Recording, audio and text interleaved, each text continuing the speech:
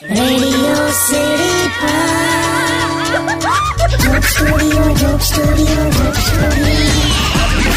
નમસ્કાર, welcome back. Radio city joke સ્ટુડિયોમાં આપનું સ્વાગત છે. કિશોર કાકા આપણી સાથે જ બેઠા છે. કરી છે હા તું પણ.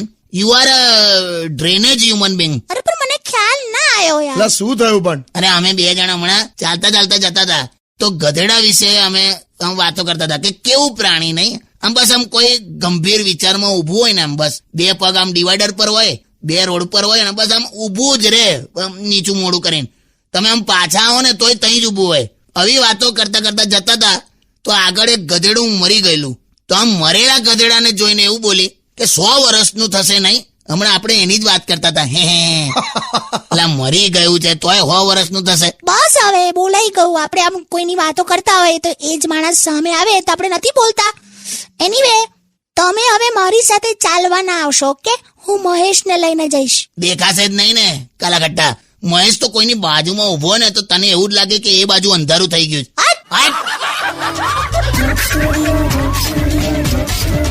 Only on